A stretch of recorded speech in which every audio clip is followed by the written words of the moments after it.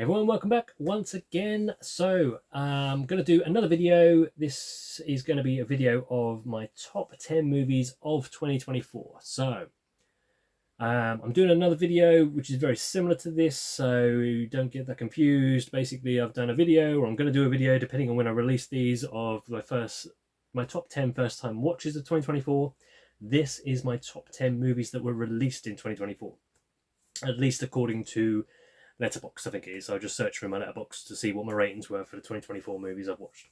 So, without further ado, let's kick this one off.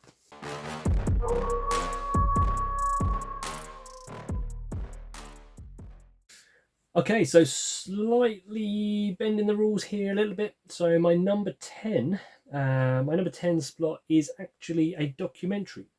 So yeah, not necessarily a feature film, but I'll explain why it's on the list now. So basically, number 10 spot goes to a documentary called Jim Henson Idea Man. So it's 108 minutes long. I watched it on Disney Plus. I think it's exclusive to them. It's directed by Ron Howard. So if you're familiar with his work, yeah, I watched it quite early. I think quite early on in the year. Can't think when it came out now. It felt like a long time ago. Now I am a massive fan of Jim Henson. Like my favorite film being Labyrinth. Obviously, like Dark Crystal, even Sesame Street, Fraggle Rock. Everything he's done, you know, as growing up as a kid, has all been part of my childhood. And still to this day, it's sort of like I watch chunks of the work he's done. You know, still now.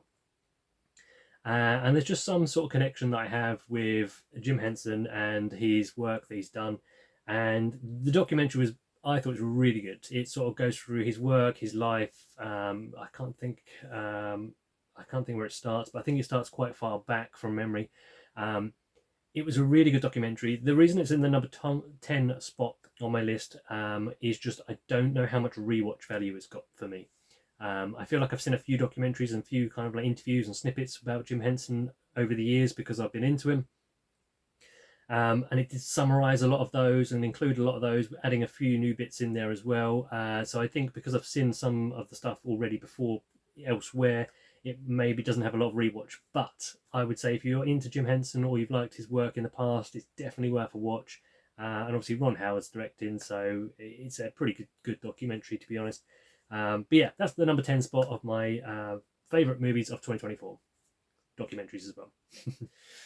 Okay, so number 9. So number 9 on my top 10 is a movie, quite recent movie to be honest. And it is 110 minutes long, and it is called Speak No Evil. So yeah, I'm pretty sure this is a remake of a foreign movie. But basically, I watched this on streaming not that long ago. And again, the rough outline of this one is an American family meet a British family while they're away on holiday abroad. After getting to know each other, the American family basically get invited to come and stay on this British family's British estate, basically. You know, they invite them to their home to come and stay for a break away. I think the American family are moving to Britain, or they've moved to Britain quite recently. I don't really know many people. But they hit it off well on holiday, so they decide, you know, let's invite these people back to ours next time they want a vacation or take a break. So sure enough, they turn up and they make it to the British sort of almost like a little, not quite farmland, but it's kind of like, you know, very open grasslands and you know, a bit cut off from any neighbours. I think they say the nearest neighbours are like miles and miles away, so it's quite remote. Yeah, and then the whole movie basically, again, these videos are going to be pretty much spoiler free as far as I can make it. I just want to give you a little bit of a taster of what the film's going to set up. So yeah, so basically this couple come there, they've got family, so you know, they're the main couple, the British couple that own the place that they're going to. They have a son. He doesn't speak, hence the term or the title "Speak No Evil." He has a condition with his tongue that it's explained to us. It's not a spoiler. It's literally the title of the film. "Speak No Evil." You can't talk or anything. And this American family have this young daughter, similar age, and they seem to get on well. So they all kind of get together for this little break. Then the film basically just does a great job at creating lots of really awkward moments and scenarios for these families to go with, like clashing of expectations and cultures to some extent. So, like the American woman, for example, is vegan, and as soon as they get there, the British guy is basically, cooking up meat and getting her to taste it, and all done quite like politely, if you like, and supposedly unknowingly or kind of forgetfully about the fact that she's vegan, and she doesn't want to be rude either, so she's sort of like trying to play along as much as she can. And lots of scenarios. That's like one of the first ones that sort of like sparks off all these kind of like awkward interactions going forward for the rest of the movie. But yeah, the film becomes very awkward, very interesting to watch. James McAvoy does a fantastic job in this movie. He is the thing. You are just watching him the entire movie. Like, you're just thinking, how is he reacting next? What is he going to say next? What is he going to do next? How are these people going to deal with the situation? And that's it. I'm not going to say any more than that. So yeah, I had a really good time. That's number 9 on my list of top 10.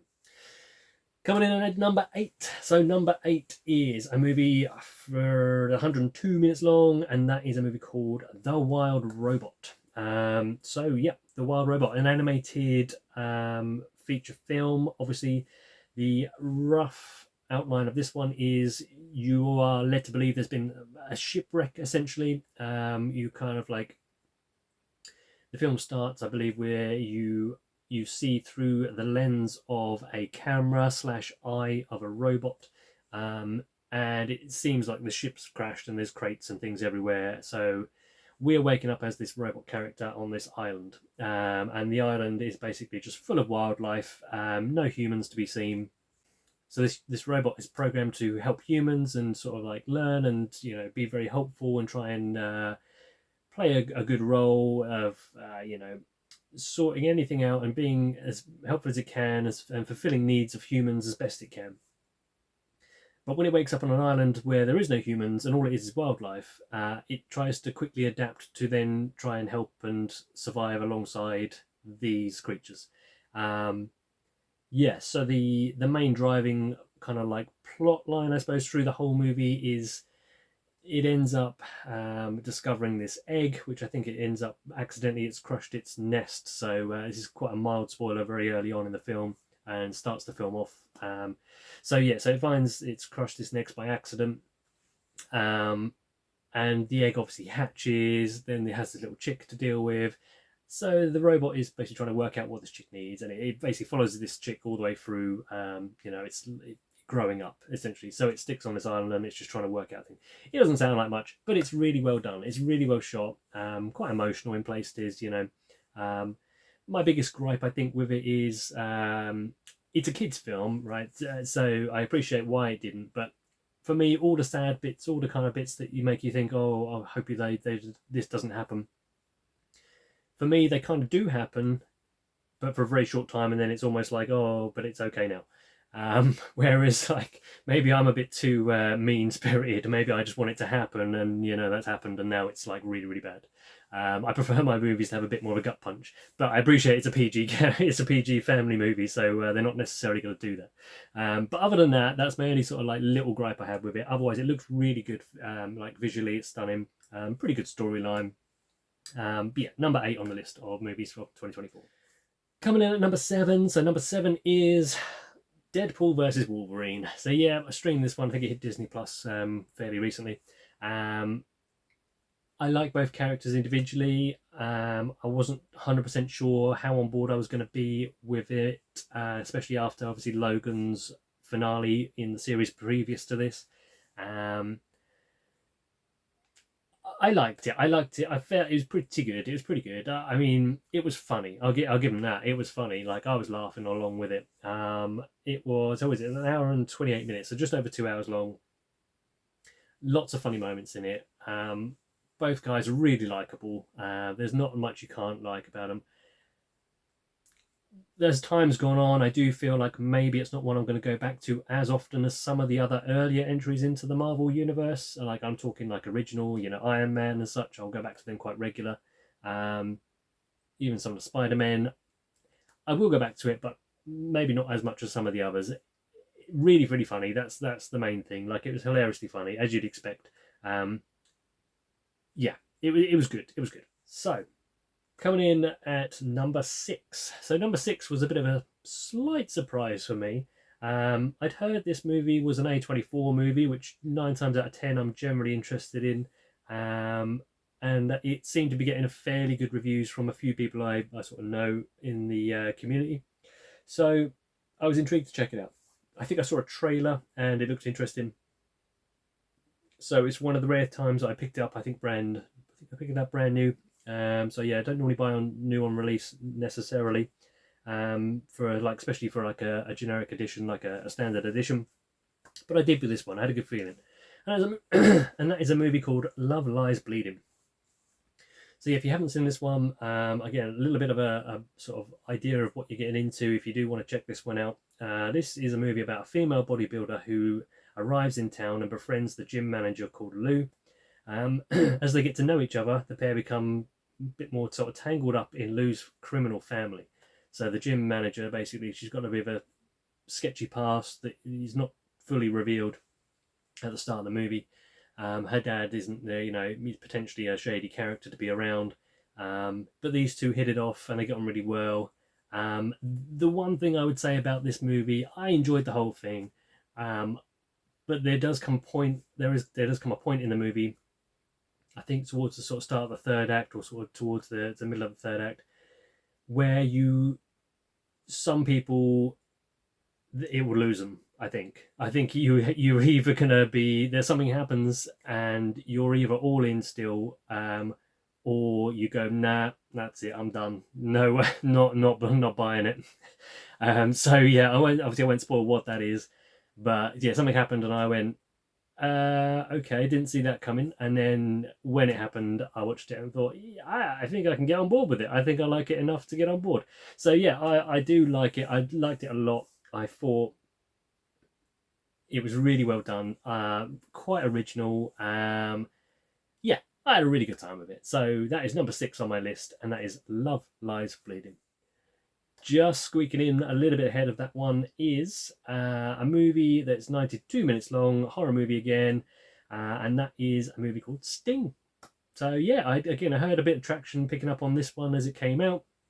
Really wanted to get to it, so I decided to, I think I found it somewhere to stream, so I streamed it, watched it.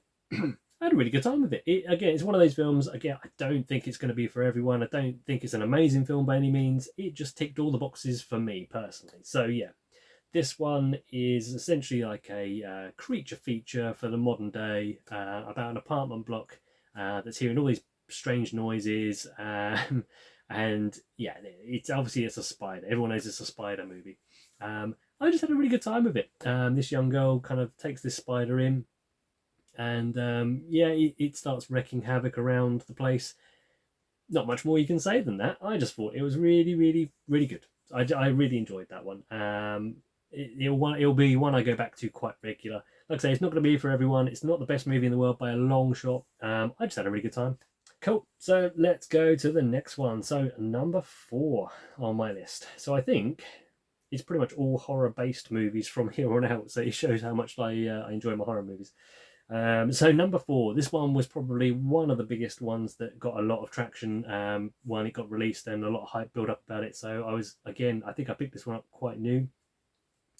It's 109 minutes long. It's a horror movie called Abigail. So yeah, I think everyone and anyone was talking about this movie or had watched this movie. So I won't spend all day on it. Everyone knows it's a movie, shall we say, with a slight twist in it. If you have managed to stay out of the limelight from it, about this young girl who gets kidnapped for ransom, and things don't go quite to plan, shall we say. So yeah, I won't spoil anything more than that if you somehow have managed to stay away from any spoilers. But I think if everyone who's watching this channel has probably seen it, or at least found out what's going on with that girl by now. So yeah, I'll move swiftly on to number 3. So number 3 is going to be one I guarantee none of you will have guessed, because it's not a movie I don't think anyone's talking about, at least do I know of. And the only reason I'm talking about it is because I saw it at the horror film festival I went to in October. And I'm so glad I watched it. This one is a comedy horror. Stick with me on this one, okay? So this movie is called Members Club. So yeah, 90 minutes long, comedy horror, and it is about an aging male strip group called Wet Dreams. There we go. It's hilariously funny. Um, they decide to take. They're all aging, right? So they're all aging out of this business of male strippers. It's not the most pleasant sight, shall we say? And these guys all get together. They do this strip club. It's a dying market. No one wants these strippers anymore. They're aging out of the business. The guy who owns it says, "I'm packing up shop. You know, this industry's done." And then one of the strippers basically says, "No, this is all we've ever done. This is what we know. This is how we earn our money. You know, we can't just pack up now. I'll basically take over the business for you."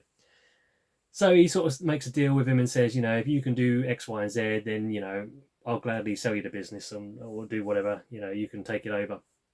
So in a last bit attempt to try and save their business and these guys from going kind of like on the dole or like being retired from what they've only loved doing for a long time, should we say, they basically decide to take one last job which comes up and, you know, give it their all and see if they can survive.